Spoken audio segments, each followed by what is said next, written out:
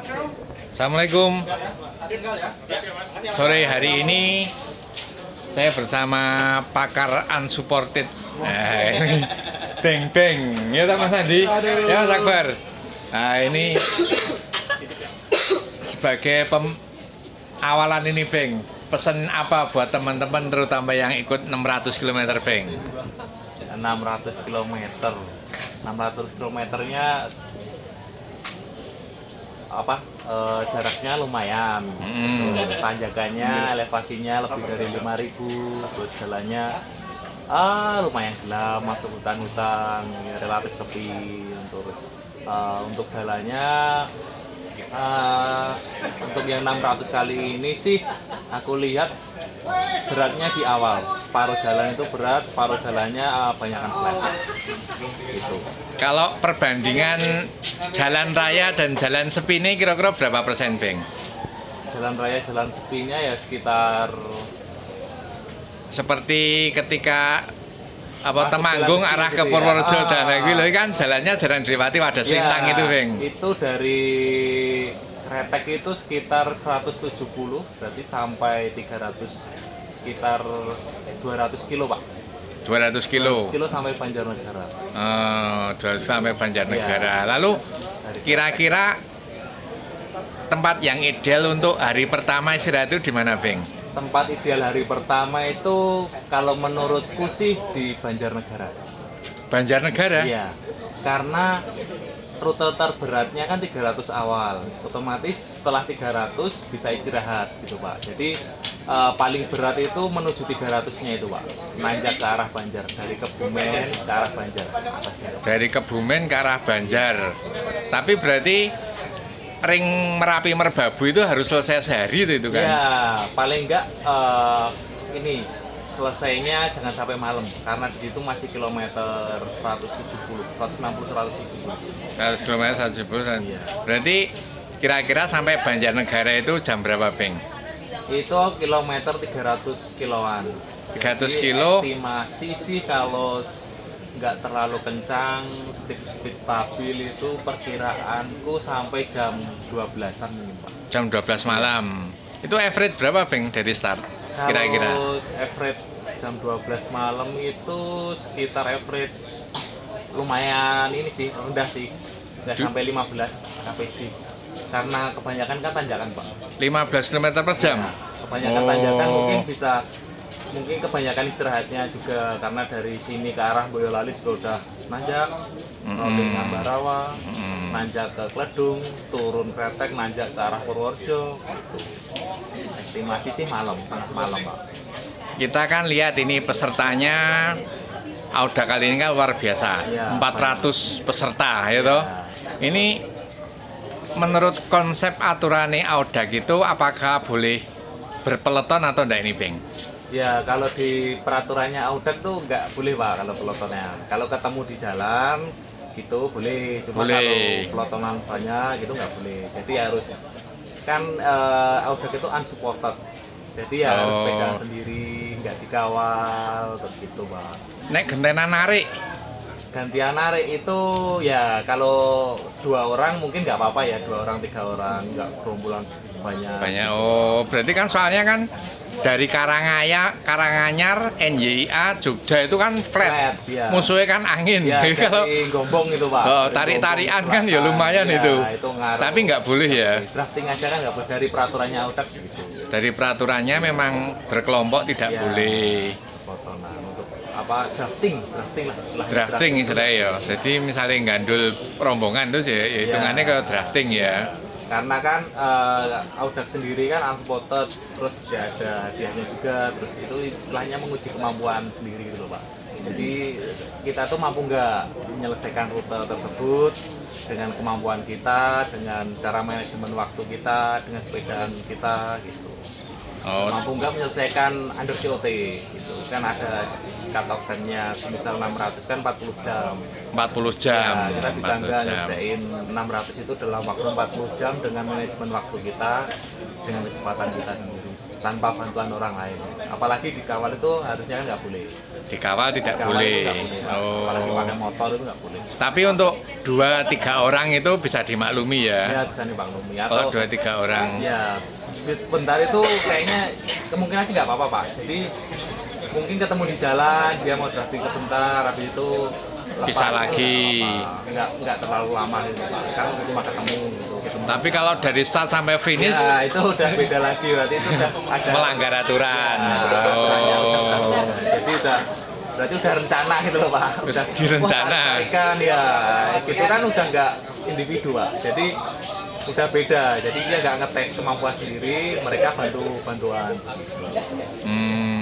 Kalau Betul, dari betul, Audaknya betul. sih di websitenya tuh ada Pak peraturan Audak. Jadi untuk peraturan terus nggak boleh drafting gitu ada di peraturan di websitenya Audak kalau mau melihat. Jadi ada di rulesnya Randonesia. Indonesia. Ya. Memang peraturannya dari dulu memang Ya, seperti itu. Peraturannya seperti itu. Gitu. Kalau iki Beng, kira-kira untuk 600 itu nanti itu targetmu berapa jam? Targetku dari yang sebelum-sebelumnya sih 600 pertama 2019 itu sekitar 36 jam pertama itu. 36 jam. Ya, terus udah 600 yang 2022 kemarin selesai 30 jam. 30 jam. Untuk kali ini mungkin agak santai Pak, sekitar mungkin antara 30 sampai 35 jam. 30 sampai 35 jam. Itu nek di total ya paling ya 1,5 hari nemingan Beng. Iya, 1,5 hari. Karena COT-nya kan hari kedua jam 9 malam. Kalau startnya jam 5 pagi. Iya, iya. Berarti kira-kira nek Beng-beng ora turu meneh niki. Ada kemungkinan tidur Pak. Jadi tidurku kan sebentar-sebentar, power nap gitu Pak. Jadi 10 menit, 20 menit itu jalan lagi. Gitu.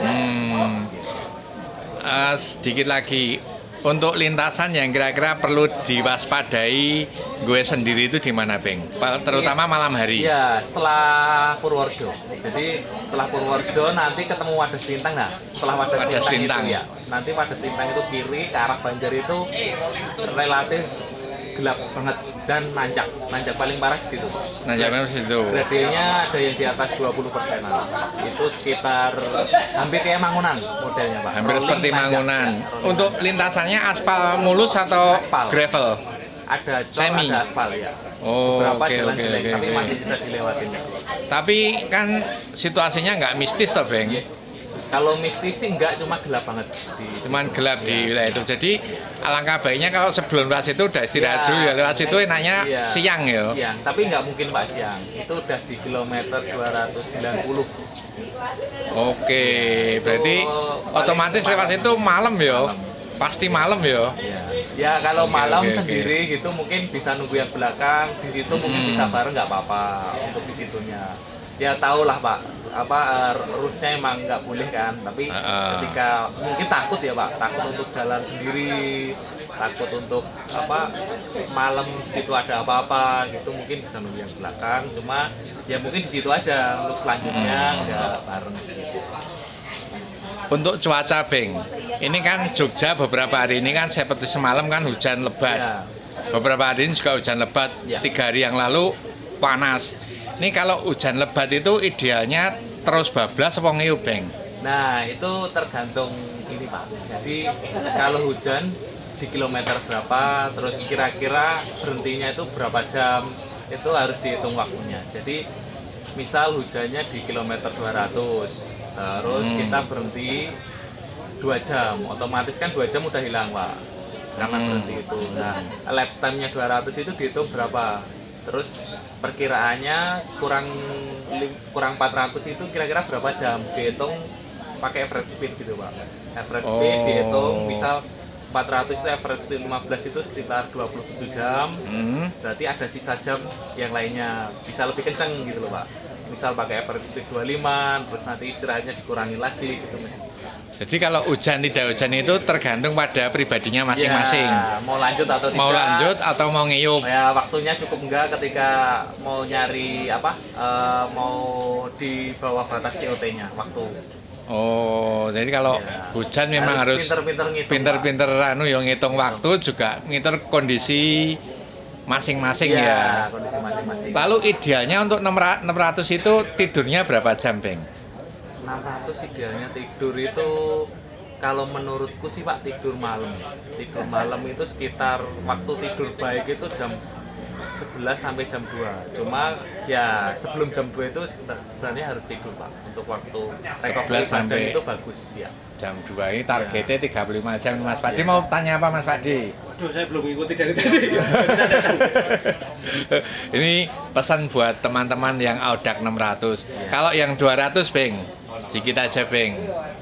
Buat teman-teman yang ikut Audax 200 km, pesannya apa, Beng? Udah 200 km itu rute pertamanya tuh bagus. Rute pertamanya. Terus ya nanti lewat Sermo, turun terus yang paling terakhir itu lumayan berat, nanjak di Panggang. arah Panggang, Paris Panggang. Oke, Pantai, oke, ya. oke. Itu lumayan. Jadi jangan terlalu ngebut di awal aja karena di akhir itu masih ada tanjakan panjang dan lumayan berat. Panjang kemudian rolling ya. Ya rolling lumayan itu 200 ya. Ya mungkin di awal bisa santai-santai di pinggir sawah gitu, tapi jangan terlalu santai. Karena di situ mungkin terlalu nyaman karena pemandangannya bagus. Bagus. Ya. Oh, apalagi muter Sermo kan enak Ya. banget. Kalau Itu mau pas ini. ngejar waktu under COT, mungkin di situ bisa lebih kencang sedikit.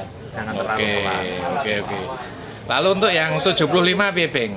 75 itu banyak naik turunnya, rollingnya. Rollingnya tajam-tajam. Gravel juga ya. Gravel juga. masuk desa ya ke sungai Kaliprogo gitu, Kaliprogo nyebrang naik turun lumayan. Oke. Jadi ya jangan sampai ini aja Pak, Jatuh. ya jatuh sama sampai. ini. Hati-hati lah. Hati-hatilah, tanjakannya lumayan, rasionya harus benar-benar pas manjaknya. Jangan terlalu memaksa pas manjak karena rollingannya tajam. Tajam. Nanjak.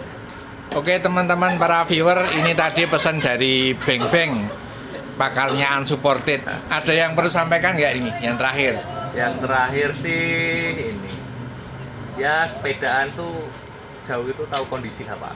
Ketika Kondisi. badannya udah capek, kita tahu kondisi badan capek segitu, apa masih bisa lanjut atau tidak gitu. Terus tahu kondisi mau makan gimana, mau kilometer berapa, mau minum apa di kilometer, mau ngisi minum tuh di kilometer berapa. Jadi tahu kondisi setiap di perjalanan jauhnya Pak. Oke, Mau jadi tidur atau enggaknya kan kita tahu ya Pak kondisi Badan ketika, masing-masing. harus nyoba Masing-masing. dulu kan, jangan dicoba pas acara. Jadi harus tahu lah kondisinya. Ketika badan drop, ketika sakit itu harus gimana. Terus ketika waktu mepet, apa harus nge-push, apa harus istirahat dulu buat ngisi energi, baru jalan lagi dengan estimasi yang sudah diperhitungkan, dengan average speed yang sudah diperhitungkan, biar waktunya nggak terlalu jauh lah dari over COT. Oke teman-teman semua para viewer, inilah pesan dari Beng Beng. Semoga Audax kali ini sukses semuanya. Amin. Semoga tidak ada accident, zero accident, dan semuanya dalam kondisi sehat walafiat. Terima kasih Beng. Ya, Semoga sukses Beng. Amin. Assalamualaikum warahmatullahi wabarakatuh.